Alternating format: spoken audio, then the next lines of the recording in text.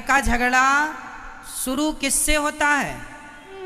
किसी के घर का झगड़ा स्त्री से शुरू होता है और किसी के घर का झगड़ा पुरुष से होता है।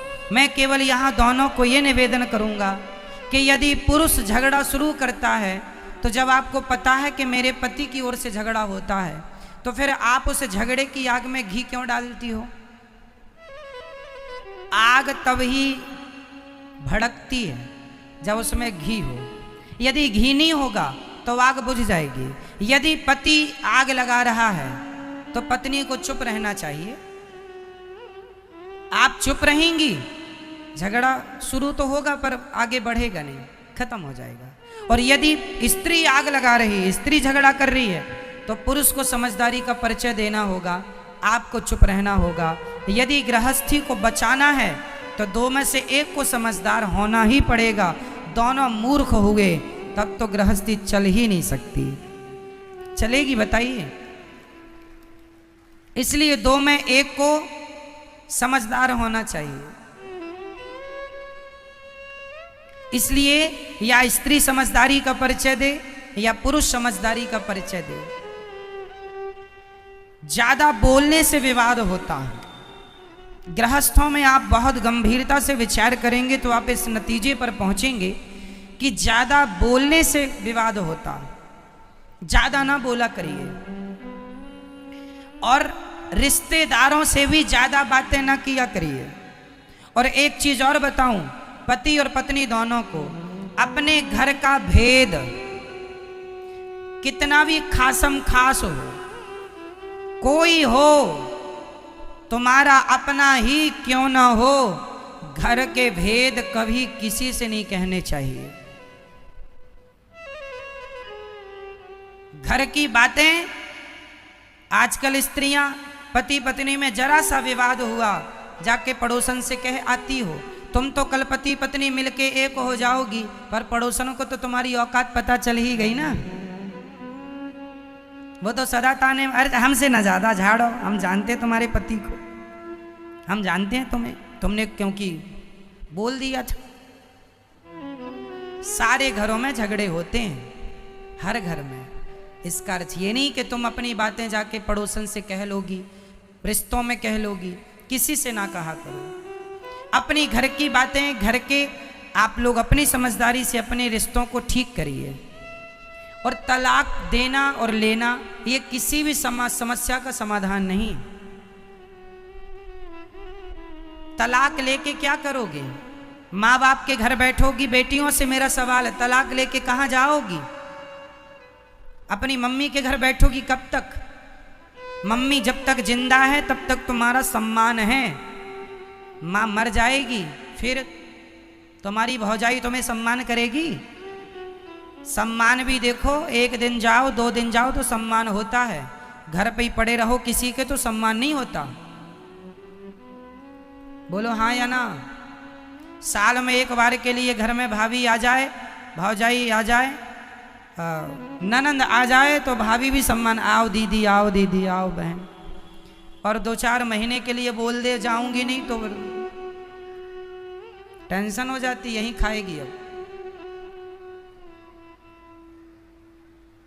इसलिए मैया बाद में लड़ लेना अपनी भौजाई से। अभी सुन लो, केवल कुल मिला के बात यह है, मैं सारी यहाँ बेटियों से बात करना चाहता हूँ, बहुओं से। कई बार बहुएं अपनी माँ के कहने से अपने पति को छोड़ देती हैं। माँ ने कहा तेरी ससुराल अच्छी नहीं है, पति लड़ता रहता, आजा, हम जिंदा हैं, हम तेरा पेट भरेंगे। ये मम्मियों को पता नहीं कब अक्ल आएगी।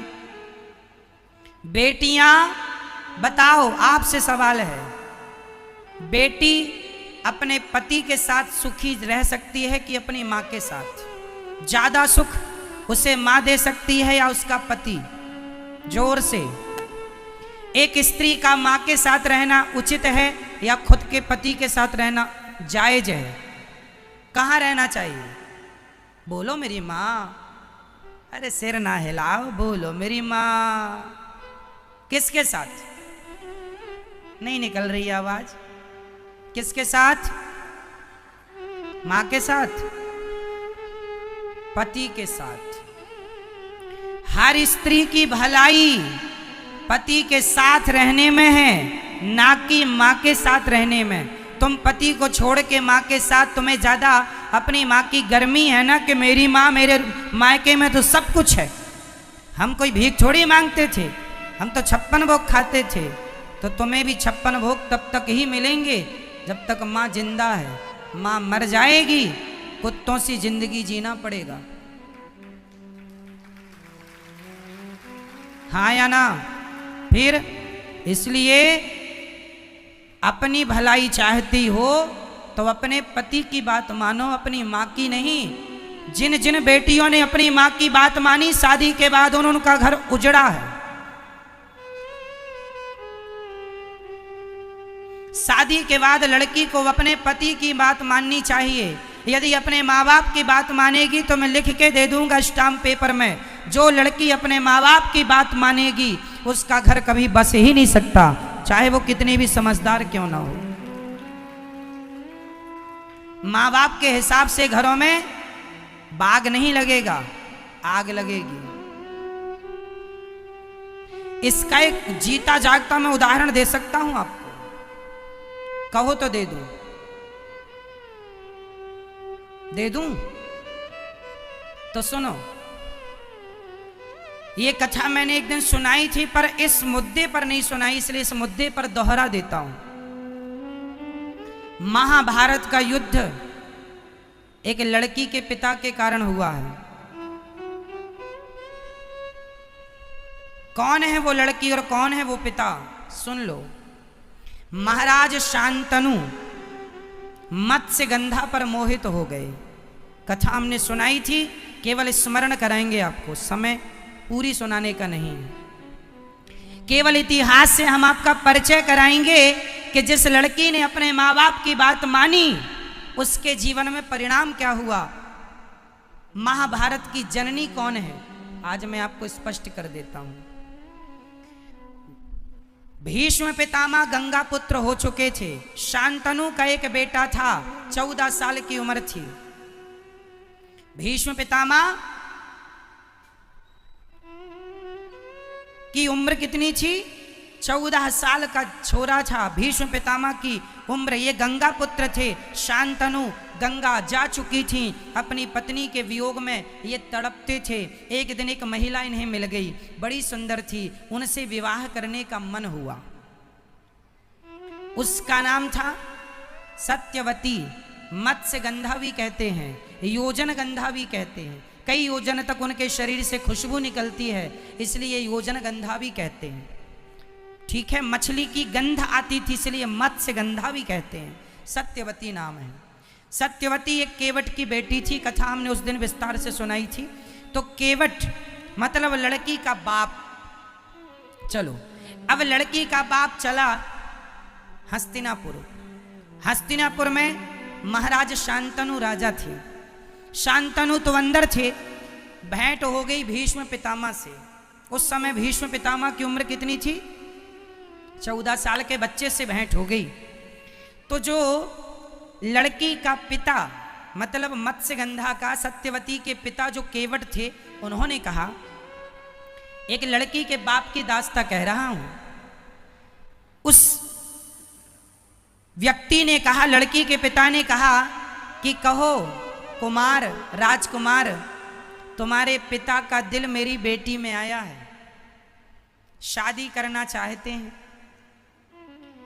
तो राजकुमार ने कहा, भीष्म पितामह ने कहा, जब मेरे पिता का निर्णय है और आपका निर्णय है तो आप देख लो।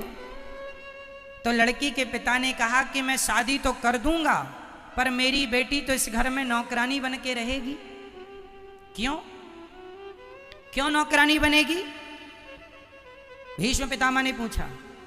तो लड़की के पिता ने कहा, आप तो राजा के पहले बेटे हो, राजा तो आप ही बनोगे, और हमारी बेटी का जो बेटा होगा उसकी तो कोई पूछ नहीं होगी।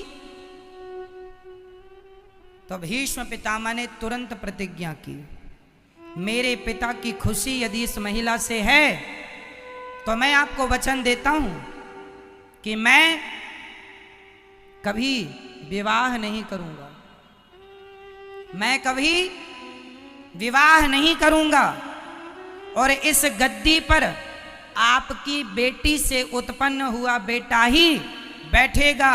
ये देवताओं को साक्षी मानकर 14 साल के बेटे ने प्रतिज्ञा कर ली। इसी का नाम है भीष्म प्रतिज्ञा। अब सुनो, सत्यवती के बेटे हुए, उनके कोई संतान नहीं हुई। फिर संतानें व्यास जी के द्वारा हुई। धृतराष्ट्र, पांडु धृतराष्ट्र बैठे सत्ता पे और धृतराष्ट्र को पुत्र। यदि भीष्म पितामह उस गद्दी पर बैठते तो महाभारत का कभी युद्ध होता? हमेशा लड़की के माता पिता अपनी बेटी का भविष्य बनाने के चक्कर में वो ये भूल जाते हैं कि इनके ससुराल में किसकी हानि हो रही है, किसका भला हो रहा। वो केवल अपनी बेटी का भला देखते हैं। और तुम बेटियों को अपने पति का भला सोचना चाहिए कि आपके पति का जिसमें भला हो, आपका जिसमें भला हो, वो निर्णय आपको लो।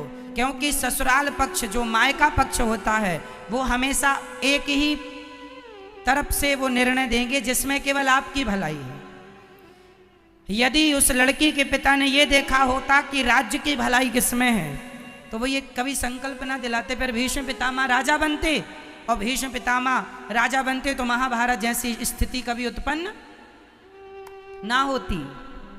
केवल यही बात समझाना है आपको कि शादी के बाद मेरी बहनों, मेरी बेटियों, हाथ जोड़ के कहता हूं, हाँ, यदि ससुराल में आप पर कोई अत्याचार हो रहा है तो आपके माँ बाप का बोलना जायज है, उचित है, पर बात बात में उंगली करना जायज नहीं है। छोटी छोटी बातों में भी माँ बाप उंगली करें, इससे रिश्ते टूट जाएंगे, खत्म हो जाएंगे। 100 में से 95 रिश्ते माँ की गलती से, लड़की की माँ की गलती से टूटते।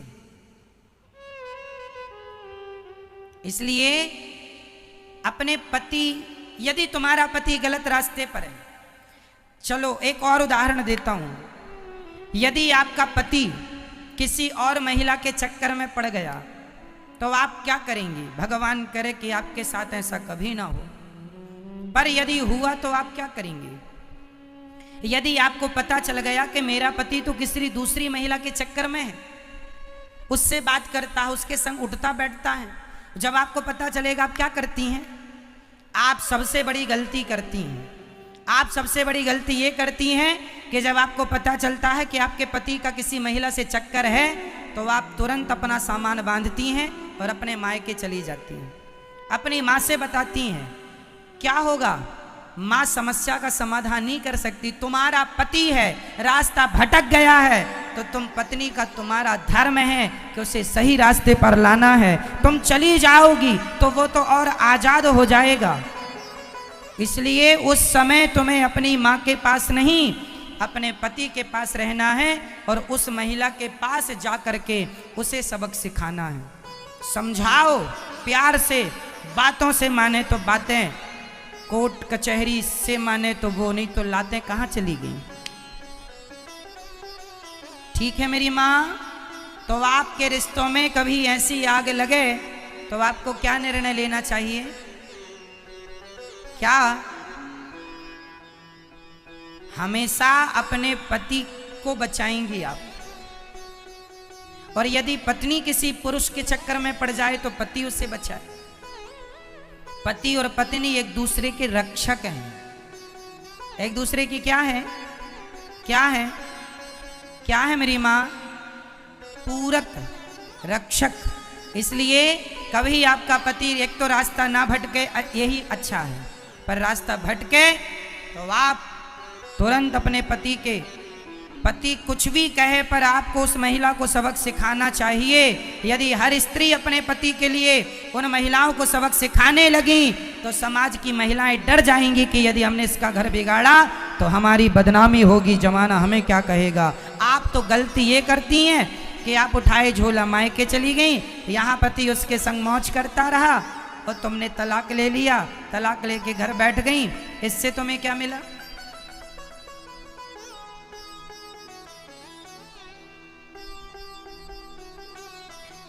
तुम्हें ऐसे आदमी के संग रहना है नहीं रहना वो अलग विषय है, बाद में सोच लेंगे।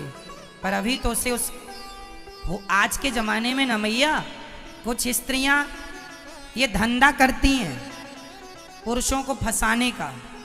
हो सकता है तुम्हारा पति भी उसका शिकार हो चुका हो। आजकल मार्केट में ये बड़ा धंधा चल रहा है। जो अच्छे लोग हैं उन्हें ये महिलाएं अपने झूठे जाल वाल में फंसाती हैं। हो सकता उनमें से आपका कोई अपना हो। इसलिए हर पुरुष से मैं निवेदन करूंगा, पराई नारी से सदा बच के रहो। पराई नारी कभी तुम्हारी सगी नहीं हो सकेगी। कभी पराया ना पराई नारी सगी होगी ना पराया पुरुष सगा होगा। अपनी पत्नी और अपने पति में ही विश्वास करना सीखो। यदि तुमने किसी और के आंसुओं पे चले गए तुम्हारा सर्वनाश हो जाएगा। कुछ महिलाएं कैसे फंसाती हैं। एक महिला एक पुरुष के पास आई, रोने लगी, हमारा पति हमें बहुत मारता है। तो पुरुषों की तो दया बड़ी होती है। अच्छा बहुत मारता, आओ हमारे पास बैठो, कॉफी पियो, चाय पियो। अब वो नारी ने क्या किया, ऐसे कॉफी चाय पीते पीते ये उसके संग रहने लगा। बड़ा वो रोए कि हमारा मारता, हमें तो प्यार ही नहीं करता। तो ये बैठा सबका ठेका लेके कि मैं करूंगा तेरे से प्यार, अब तेरा पति तो करता नहीं है। और ये इस चक्कर में बेचारा बड़ा दयालु बन रहा, अपना विनाश कर रहा। इसकी पत्नी को पता चला, इसने देख लिया कि ये तो दूसरी महिला के संग बैठा। तो इसकी पत्नी ने तुरंत कहा, कौन है ये? बोलता है मैंने बड़ा धर्म किया है, बड़ा पुण्य किया है। कौन सा पुण्य कर दिया तुमने? बोले इसके पति ने इसको प्यार नहीं किया, बहुत डांटता है, बहुत मारता है, तो मैं इसको प्यार करता हूं। अब तुम भी मेरी पत्नी हो और ये भी मेरी है। लो ये कौन है? इन्हें क्या कहेंगे? क्या यही गृहस्थ जीवन का धर्म है? रोते हुए की मदद करना अच्छी बात है, विपत्ति पे किसी के संग खड़े हो जाना अच्छी बात है।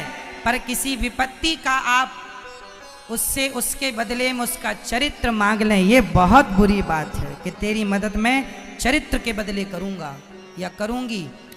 इन चक्करों में ना पड़ा करो।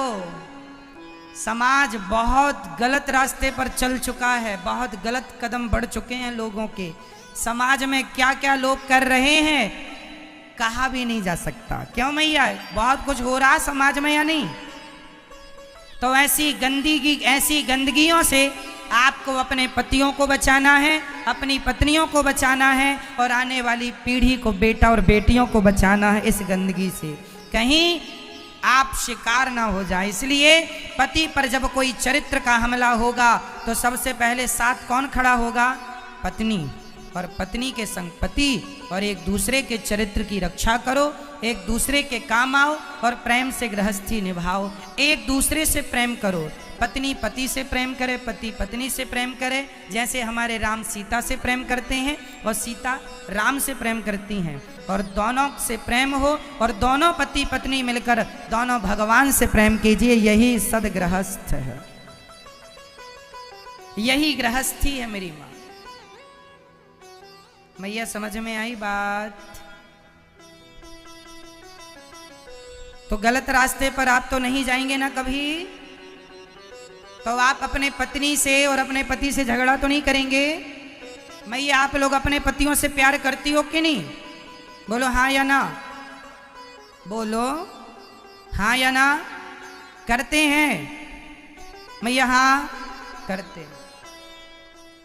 तो आपका पति आपसे प्यार करता है कि नहीं? चलो आप तो करती हो अपने पति से, पति करता है कि नहीं? नहीं, कभी तो आई लव यू कही होगा उसने, नहीं कहा कभी? मैया पति ने कभी आई लव यू कहा? नहीं कहा। अरे राम राम राम राम। कहते रहते हैं पर ये मानती नहीं है मैया।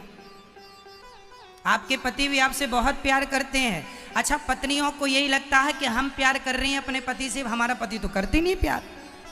100 में से 95 पत्नियों को यही लगता कि हमारा पति हमसे प्यार नहीं करता। अब पति बेचारा क्या छाती फाड़ के दिखा दे कि हम तुमसे प्यार करते हैं? कह ही तो सकता है, छाती तो ना तुम फाड़ सकती हो ना पति फाड़ सकता। तो इसलिए मेरी माँ, यदि आपका पति आपसे प्यार करता है तो निश्चित जहाँ प्रेम अधिक होता है ना, यदि हम आपसे प्रेम करते हैं तो हम आपको डांट भी सकते हैं। बोलो हाँ या ना?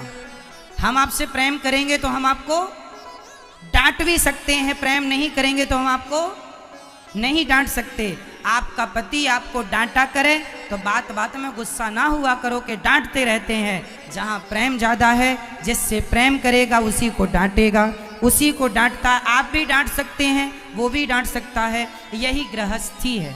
वो कुछ कहें तो तुम चुप रहा करो, तुम कुछ कहो तो वो चुप रहें। यही समझदारी है गृहस्थी की।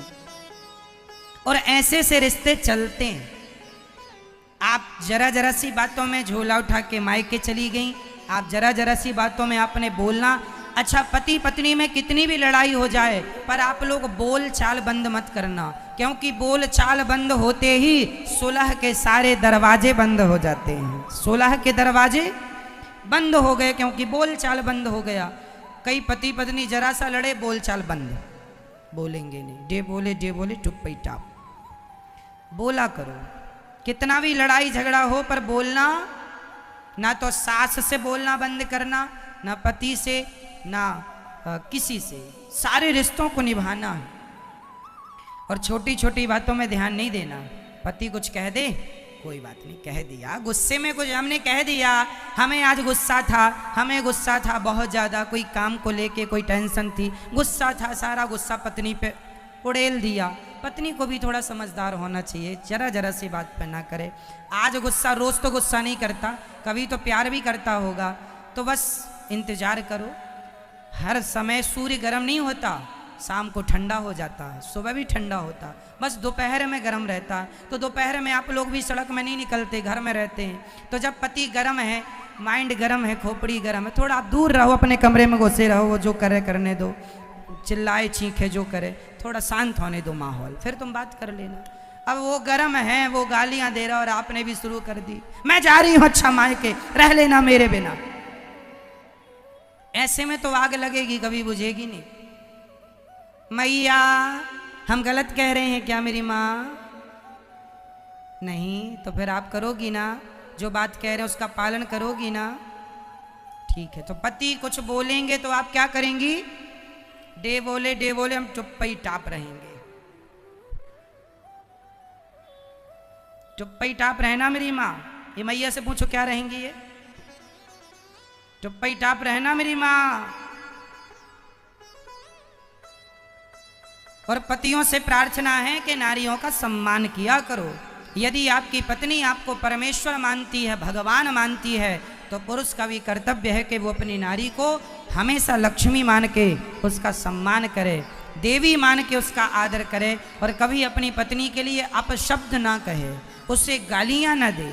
ये पति की समझदारी है। हर पुरुष को चाहिए कि वो नारी जात का सम्मान करे। हर नारी को चाहिए पुरुष का आदर करे। बस प्यार दो, सम्मान दो और सम्मान लो। ठीक है मेरी माँ?